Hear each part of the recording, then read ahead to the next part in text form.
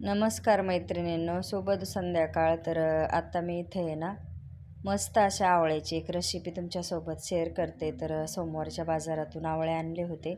आवळे आणल्याच्यानंतर मग आज रेसिपी तयार करते. तर इथं आवळे चांगले धुवून घेतले, किसून घेतले, गूळ पण किसून घेतलेला आहे आणि एकदम सोप्या आणि साध्या पद्धतीने बनवायचं आहे आणि पटकन 5 ते 6 मिनिटात लगेचच तयार होतं.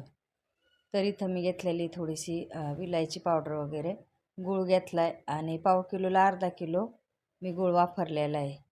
कारण तुरटपणा आणि आंबटपणा भरपूर असतो ना आवळ्यामध्ये, त्याच्यामुळं मग गूळ थोडासा जास्त लागतो.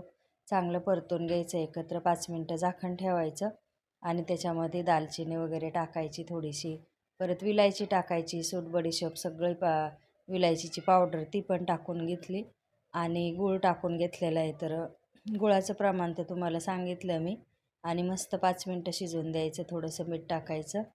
मग झालं आपला मुरंबा तयार. आता फक्त थोडा वेळ आहे ना झाकण ठेवते आणि शिजवून देते. चला मग कसा वाटला आवळ्याचा मुरंबा कमेंटमध्ये नक्कीच सांगा. चॅनलला पण सबस्क्राईब करा केलं नसेल तर. आवळ्याच्या बिया राहिलेल्या त्याचंसुद्धा पाणी उकळून घेतलं मी पिण्यासाठी.